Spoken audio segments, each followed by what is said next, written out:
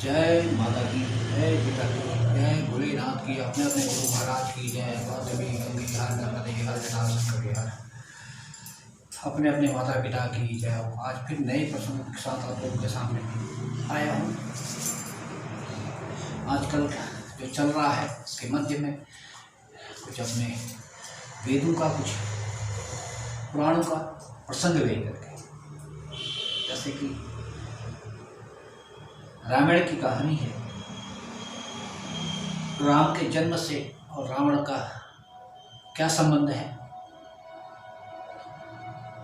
मंत्र शक्ति होती है या नहीं होती, तंत्र शक्ति होती है या नहीं होती, विश्वास क्या होता है, अध्यात्म क्या होता है, और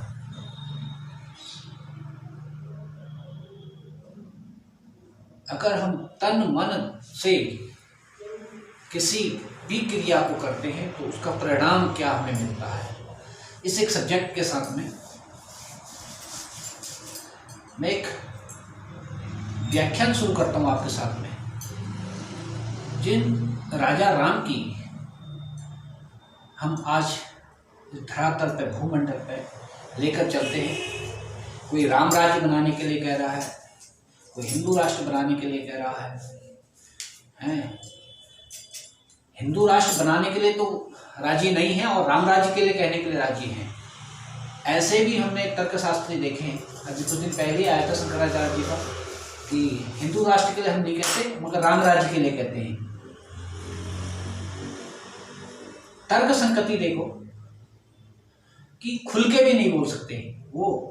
इस हमारे भूमंडल के और हमारे साधु संन्यास के इतना बड़ा पदासीन है, राष्ट्रपति का पद उनके पास है हमारे साधु संतों का, और वो खुल के चर्चा नहीं कर सकते हिंदू राष्ट्र के बारे में, हिंदू होने के बारे में।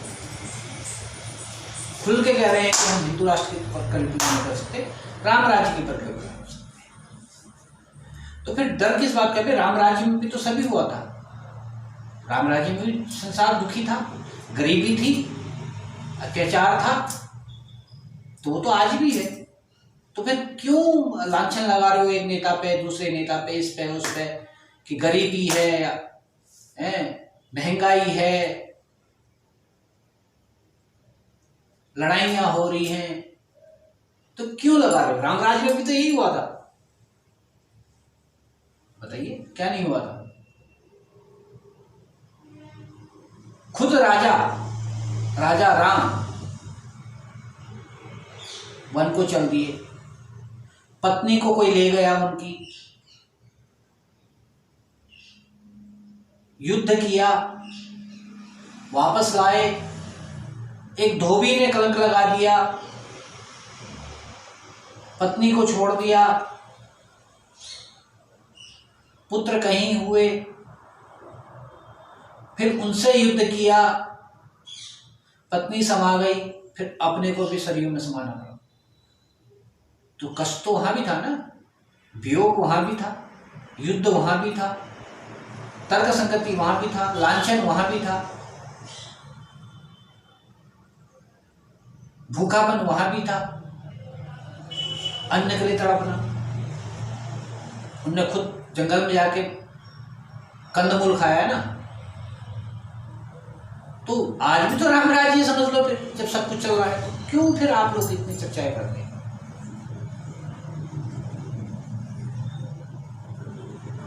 समझो वाक्य। और वो राजा राम जिनके बारे में हर किसी को पता नहीं है और व्याख्यान भी कोई नहीं करता, डिटेल नहीं बताता। राजा दशरथ के पुत्र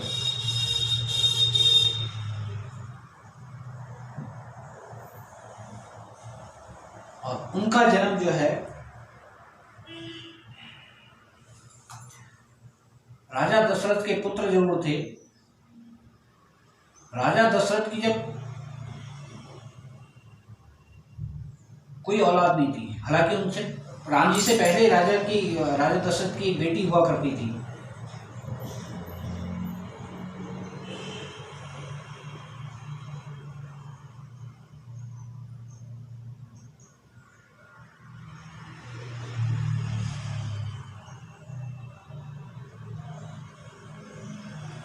शांता, उनके पति थे भृंग ऋषि, श्रृंगी ऋषि, उनके पति थे श्रृंगी ऋषि। और श्रृंगी ऋषि के द्वारा जो हवन किया गया था, यज्ञ किया था, 1 साल का अश्वमेध यज्ञ, समझ रहे, 1 साल का अश्वमेध यज्ञ, 1 दिन का पुत्र कामेष्टि यज्ञ, पुत्र कामेष्टि यज्ञ, ये तब भी चलता था। मंत्र शक्तियों का बता रहा हूं आपको, जरा ध्यान से सुनिएगा। पुत्र कामेष्टि यज्ञ तब भी किया गया था। तब अग्नि से जब 1 साल का यज्ञ किया गया,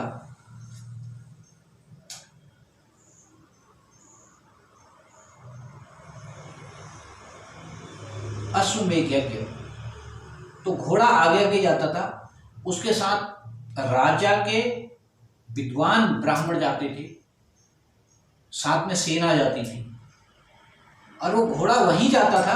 देखो घोड़ा भी कितना, इसलिए हमारे उत्तराखंड में, हमारे यहाँ के उत्तराखंड के और खासकर हमारे कुमाऊं के जो राजा और इष्ट कहलाते हैं, ग्वलजू कहलाते हैं, और उनके पास भी घोड़ा है, निशानी है। पूर्व में तुमने महाराणा प्रताप के पास भी घोड़ा देखा होगा, राजाओं के पास भी घोड़ा देखा होगा। तो घोड़ा बड़ा एक बलिष्ठ भी था, मगर ज्ञानी भी बहुत हुआ करता था। राजा वो घोड़ा वहीं जाता था, अश्वमेध यज्ञ का घोड़ा, जहां का राजा बड़ा उत्पाती होता था और अहंकारी होता था। फिर उस राज्य में जब जाता था तो उस राज्य का सैनिक को द्वारा घोड़ा पकड़ा जाता था, या राजा के द्वारा घोड़ा पकड़ा जाता था, और उसके साथ नाना प्रकार का युद्ध होता था। तर्क संगत का युद्ध होता था, ज्ञान का, वेदों का। तो उसके लिए जो घोड़े के साथ में जो राजा के ज्ञानी ब्राह्मण जाया करते थे, तो वो उनके साथ में तर्क संगत युद्ध करते थे। उस राजा के राज दरबार में जो पुरोहित होता था उनके साथ, वैद के साथ में वैद युद्ध करता था तर्क संगत का, और सैनिकों के साथ सैनिक युद्ध किया करते थे। तब उसको हरा करके तब आगे बढ़ते थे, वो राज्य अपने अधीन करते हुए जाते थे। अगर कोई हार जाता था तो वो पाड़ राज उसी का हो जाता था। मगर उस समय राजा दशरथ के पास निपुण लोग थे, और वो युद्ध करते हुए सारा जीतते हुए आगे आए, और वापस घोड़ा अपने पास आया। जब 1 साल में घोड़ा वापस आया, तब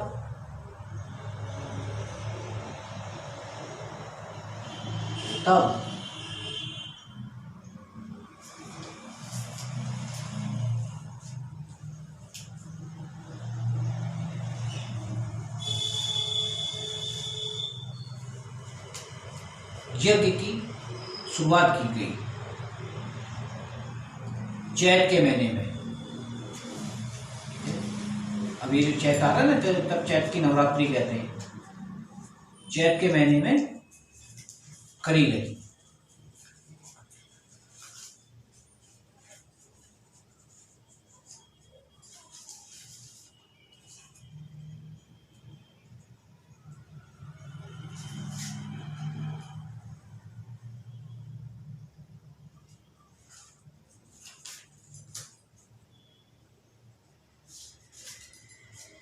तो यज्ञ जो है 1 साल वो चला, और 1 दिन का जो यज्ञ हुआ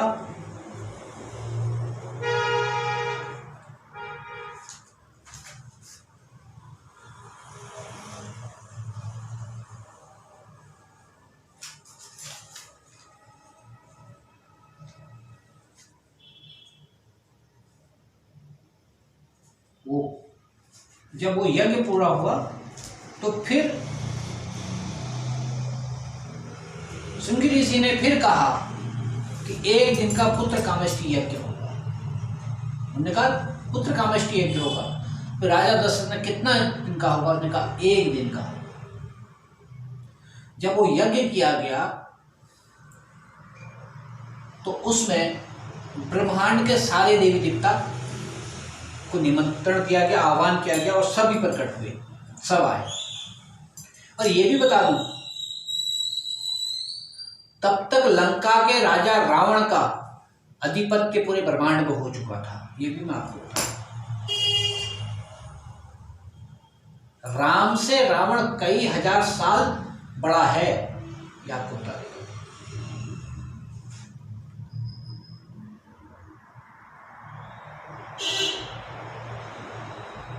जब वो यज्ञ हुआ उसमें नाना प्रकार के लोग आए, सभी आए, सारे देवता आए ना।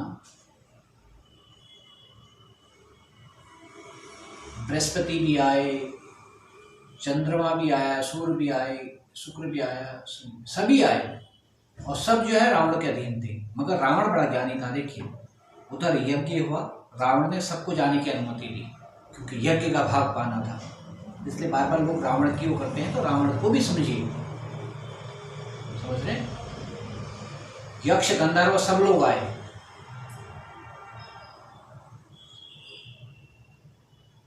इसी में व्याख्यान आता है कि जब यज्ञ की आहुति दी, पूर्ण आहुति दी, तो उसमें से प्रजापति नाम का जो पुरुष पैदा हुआ वो चरु लेके पैदा हुआ। उसमें श्री हरि विष्णु ने प्रवेश किया और वो चरु जो है श्रृंगी द्वारा गुरु वशिष्ठ को दिया गया। क्यों? क्योंकि राजा दशरथ के कुलगुरु थे राजा वशिष्ठ, तो वशिष्ठ को दिया गया राजा, और वशिष्ठ ने दशरथ को दिया, दशरथ ने अपनी रानी को दिया, उससे गर्भ धारण हुआ।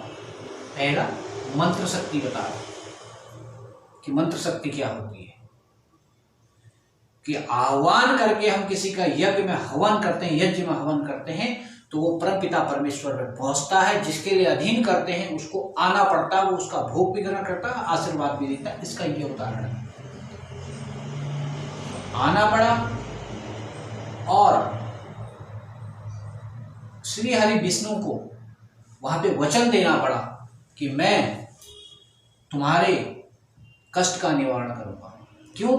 तब तक जब हवन कर रहे थे तो उसमें प्रसंग आता है कि उस समय सबसे ज्यादा लोग रावण से ग्रसित थे, रावण के कष्टों से ग्रसित थे, यहां तक कि शंकर भगवान भी ग्रसित थे।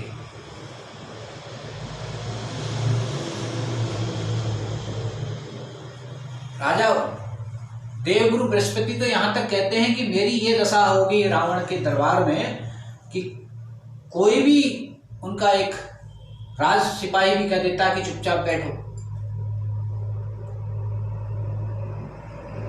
ये आपका जो है इंद्र का दरबार में। और चंद्रमा से तो चंद्रमा कहता मेरी तो इससे हाथ पूरी है कि मुझसे तो एक छोटा उनका कर्मचारी कहता था हे चंचल चुपचाप बैठो, ये इंद्र का दरबार में है, चंचल चंद्रमा। समझ रहे? तो ये स्थिति थी उस समय। तब कहते हैं कि बलवान राजा का सिपाही भी बलवान होता है। ये किसी देश की है। जब कोई भी बलवान होता तो उसका सिपाही भी बलवान, उसका कुत्ता भी बलवान होता। लोग उसके घर में जाने पर डरते, कहते हैं यार उसका कुत्ता इतना बलवान है। अगर किसी आपके वहाँ आस पड़ोस में मोहल्ले में आज भी देखोगे कोई बहुत करोड़पति अरबपति है तो उसके घर में जाने में बेचारा गरीब आदमी डरता है। गरीब क्या अच्छा डरता है, कहता है पता नहीं कैसे। जैसे अंबानी के घर में हर कोई नहीं आ सकता ना, चले जाओगे बहुत अमीर आदमी है तो कोई मंत्री भी होता वो भी डायरेक्ट नहीं जाएगा, वो परमिशन लेगा, वो सोचेगा अंदर जाने में।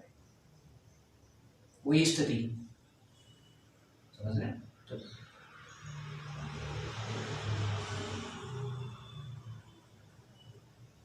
शंकर जी की तो ये स्थिति, शंकर भगवान रावण के वहां पूजा कराने जाया करते थे। उसका भी एक रीजन था। क्योंकि रावण, देखिए तब मैंने एक बार पहले भी कहा था, रावण जैसा ब्राह्मण, रावण जैसा भक्त, रावण जैसा आध्यात्म को जानने वाला ना पैदा हुआ है ना होगा, क्योंकि वो त्रिसंध्या किया करता था, त्रिकाल संध्या किया करता था और रोज शिवार्चन करा करता था, रुद्री किया करता था, भगवान का स्वयं आह्वान करके उनका पूजन करता था।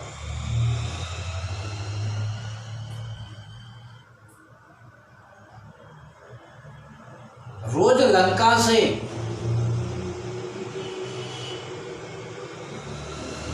हिमालय जाना और वहां शिव की पूजा आराधना करके वापस अपने लंका आना, उसका नित्य का क्रम हुआ करता था। वो भी ब्रह्म मुहूर्त में जाता था। आज तो लोग तो उठते ही नहीं ब्रह्म मुहूर्त में, वो पूजा करके वापस आता था, इतना कर्मठ था। तब उसने कर्म किया, तब उसको मिला।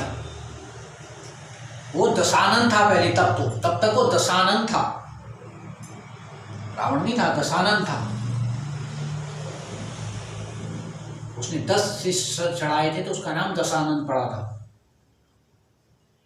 मगर जब पूजा करते करते एक बार उसकी बुद्धि हुई, उसने कहा मैं रोज रोज आता हूं, क्यों ना अपने भोलेनाथ को अपने लंका ले चलूं। उस समय मां पार्वती और शिव जी प्रेम विलाप में थे। मां पार्वती शिव के बाएं अंग पे बैठी थी, जहांगा में बैठी थी। रावण ने पहाड़ उठा दिया पूजा करने के बाद, तो पहाड़ डोल पड़ा, हिल पड़ा, भूकंप आ गया, तो पार्वती गिर गई। तो पार्वती ने कहा ये क्या हुआ प्रभु? तो शंकर ने कहा कि मेरा चेला आ गया। उसने कहा ऐसा कैसा चेला? चेले का आने से खुशियां होती हैं और इसके आने से तो भूकंप आ रहा। तो रावण के पास थोड़ा सा अहंकार आ गया था, तब तक सत्य बहुत नहीं था, अहंकार आ गया था, क्योंकि ले जाना चाह रहा था। तो सीता माँ पार्वती और शंकर भगवान के बीच बात संवाद होता है। फिर शंकर भगवान एक अंगूठा दबाते हैं तो उसका हाथ दबता चला जाता है। रावण उठा नहीं पाता, हाथ दब जाता है उसका, तो वो चिल्लाता है, रोता है। कई वर्षों तक उसका हाथ दबा रहता है, एक दिन की प्रक्रिया नहीं, कई वर्षों तक। जब वो रोता है, चिल्लाता है, उसके रुदन का देख करके उसका नाम रावण पड़ा, यानी कि जो रोने वाला वो रावण है। ये ब्राह्मणों के लिए भी है, जो रुदन करता है वो रावण है। और यहीं पे और प्रसंग आता है कि ब्राह्मण को संतोषी होना चाहिए, राजा को असंतोषी होना चाहिए। अगर ब्राह्मण संतोषी है तो पार हो जाएगी उसकी नैया, और राजा असंतोषी हो गया तो उसका विनाश हो जाएगा। राजा को इसलिए असंतोषी होना चाहिए, क्षत्रिय को इसलिए असंतोषी होना चाहिए क्योंकि उसने प्रगति करनी है, राज्य को आगे बढ़ाना है, सीमाएं आगे बढ़ानी है। अगर संतोषी हो गया तो सो जाएगा, आलस्य आ जाएगा, राज्य का खत्म हो जाएगा, पतन हो जाएगा। अब ब्राह्मण असंतोषी हो गया तो विनाश हो जाएगा, उसके अंदर पाप कर्म सब कर्म आ जाएगा। अगर संतोषी होगा तो उसके अंदर भगवान के कर्म आएंगे और निश्चल भाव से सब कुछ करता जाएगा। इसलिए ब्राह्मण को भी संतोषी होना चाहिए, लोभी नहीं होना चाहिए। ये मैं नहीं कह रहा, ये पुराणों में है। ब्राह्मण देखिए साफ शब्दों में लिखा भी गया है, वे शास्त्रों में है। ये मैं नहीं कह रहा, मेरे शब्द नहीं है। इसलिए ब्राह्मण को संतोषी होना चाहिए।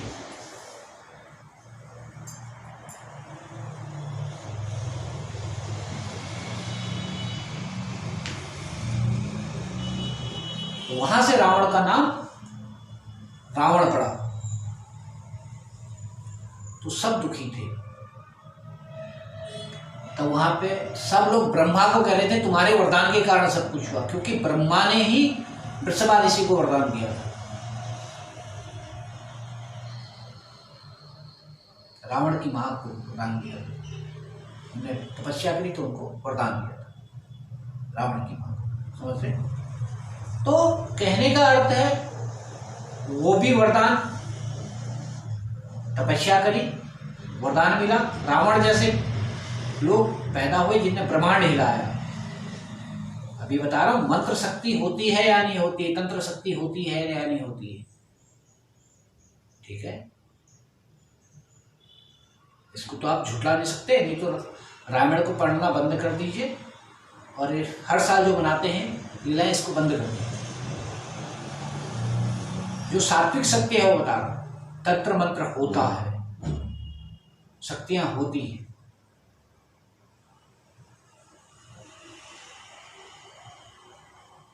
ऐसी श्री हरि विष्णु ने फिर सबको आश्वस्त किया,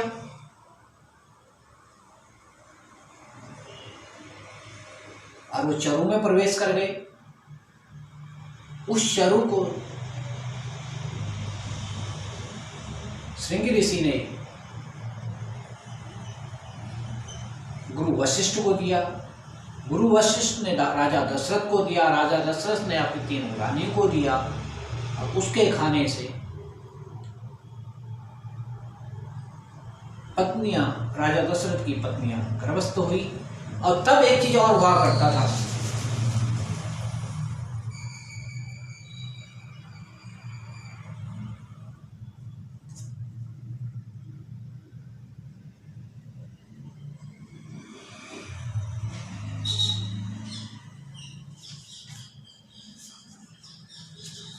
जैसे कृष्ण के पैदा होने समय में भी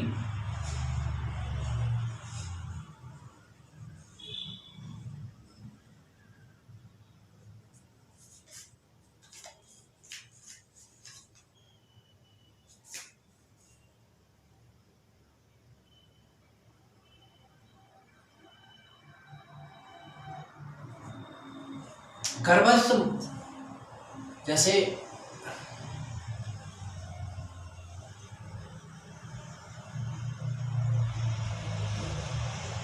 किसी के आगमन के समय पे मंत्रोच्चारण किया जाता है हमारे वेद शास्त्रों, वैदिक मंत्रों से,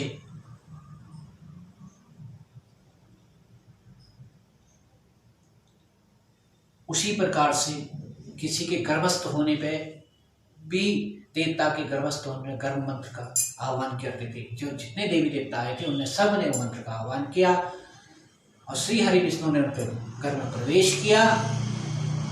मगर देखिए, गर्भ में प्रवेश किया तो प्रभु 11 वर्ष 11 महीने 24 दिन गर्भ में रहे माँ के, उसके बाद जन्म लिया है।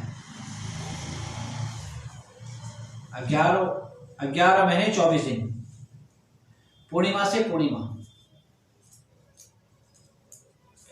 क्योंकि चैत्र की पूर्णिमा को यज्ञ समापन हुआ,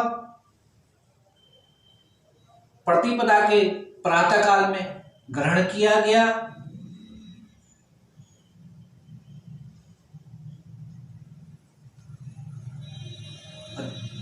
और अगली प्रतिपदा में चैत्र की पूर्णिमा के जो अगली प्रतिपदा आती है उसमें उनका जन्म हुआ।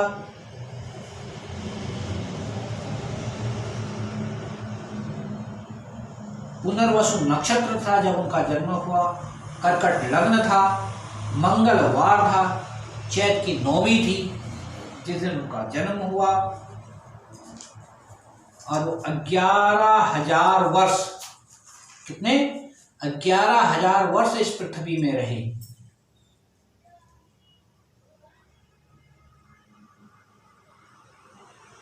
कितने रहे? 11,000 वर्ष।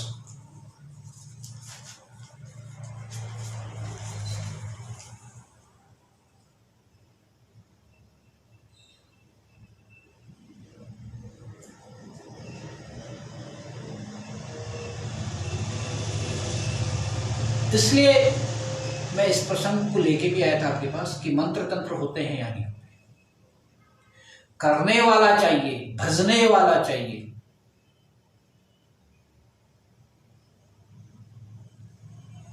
सन्यास में भी पहले के भी गृहस्थ सन्यासी थे, क्योंकि जो ऋषि संगी ऋषि थे वो पहले ब्रह्मचर्य में थे। वो जिनके पुत्र थे वो तो ऐसे थे कि वहां पेड़ तो थे, उनकी लताएं नहीं होती थी, उनको वो अपने पुत्र को इस तरीके से करना चाहते थे कि इसको स्त्री का समन्वय पता ना चले, वो ऐसी जगह पर ले गए थे। समझ गए? जिस प्रकार से महात्मा बुद्ध के लिए था, कहते हैं कि सूरज उगने से लेकर सूर्यास्त तक महात्मा बुद्ध के आसपास सब ऐसा किया जाता था कि वो बाहर का संसार ना देख सके, उनको सब सुखी सुख नजर आए। ऐसी उनके लिए भी उनके पिता ने कर रखा था। ऐसी जगह टापू में, ऐसी अपने क्षेत्र में थे वो कि वहां किसी का जाना वर्जित था।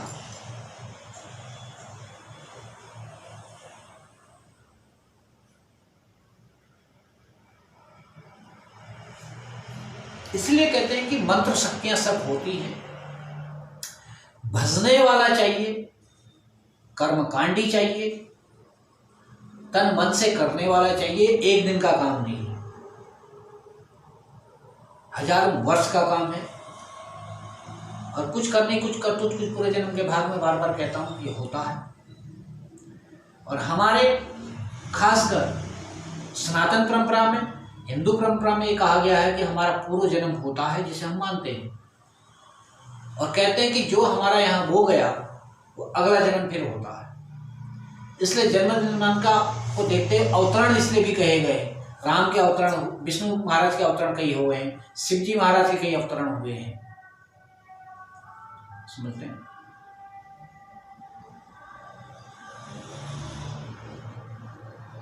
राम जी, जब विष्णु जी ने प्रवेश किया चरु में, तो उसी समय ब्रह्मा ने भी सबको आदेश किया कि अब तुम भी पृथ्वी लोक में जाकर के राम भगवान के आने का इंतजार करो और अपने रूप बदल के तुम नीचे आओ, धरा पे जाओ।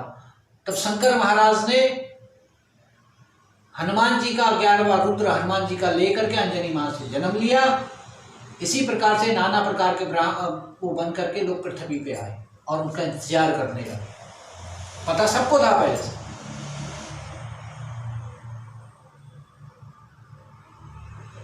तो लीलाएं रची गई है। यहां कब क्या हो रहा है, क्या नहीं हो रहा है, पहले से निश्चितता है। किस पे लांछन लगेगा, किस पे नहीं लगेगा, क्या कर्म होगा, क्या, ये निश्चितता है। मगर सिर्फ अपना कर्म करते चले जाओ, कर्म करते जाओ,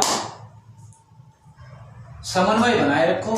मुझ भाव का नाम नहीं होना चाहिए, प्रेम भाव होना चाहिए। मंत्र शक्तियां आज भी हैं। और मैं आपसे कहता हूं कि हमारे उत्तरांचल में, उत्तराखंड में, देवभूमि में तो बहुत है। हर चीज की उत्पत्ति तंत्र मंत्र की ओर से भी हमारे उत्तराखंड से ही हुई है। इसलिए इसे देवभूमि कहा जाता है। देवताओं की भूमि, उसे देवभूमि कहते हैं। हिमाचल, उत्तरांचल, ये श्रृंखला है पूरी। तिब्बत भी इसी से लगा हुआ है। इसलिए ये जो परिक्षेत्र है तिब्बत का, उत्तरांचल का, हिमाचल का, ये देवभूमि पूरा है। देवखंड है, हिमखंड है, मानवखंड है, मानसखंड है। इसलिए मेरी सबसे प्रार्थना है, तुम्हारी कोई भी मनोकामना हो, कोई भी इच्छावर्ती हो, इस पृथ्वी लोक में एक तो बिगर कर्म का कुछ नहीं मिलेगा, कर्म करना पड़ेगा। देखो उधर राजा दशरथ ने भी कर्म करा, श्रृंगी ने भी कर्म करा, तब चीजें प्रकट हुई, तब संसार आगे बढ़ा और तब इस संसार से रावण जैसे से पतन हुआ, उसका पतन हुआ। कर्म करा ना, कर्म से उत्पत्ति हुई। तो कहने का अर्थ है कोई भी चीज इस धरा पर है और कर सकते हैं, मगर लगन लगा करके उसके नियम के अनुसार अगर हम चले तो उसे हम पा सकते हैं। तो अपने धर्म, अपने गुरु पीरों के द्वारा कहा गया वचन, अपने माता पिता के द्वारा सिखाई गई शिक्षा, अपने इष्ट पर भरोसा हमेशा रखें, सतमार्ग पे चले, आपका कल्याण जरूर हो, आपकी मनोकामनाएं पूर्ण होंगी। इसी के साथ मैं अपने शब्दों को विराम देता हूं। अगर ये अच्छा लगा आपको तो शेयर एंड कमेंट करें, लाइक करें, जन जन तक फैलाएं। जय माता की। अपने अपने गुरु महाराज की जय हो, अपने अपने माता पिता की जय हो, अपने अपने देवी देवताओं की जय हो। जय मां भगवती। सिद्धो आदेश आदेश आदेश।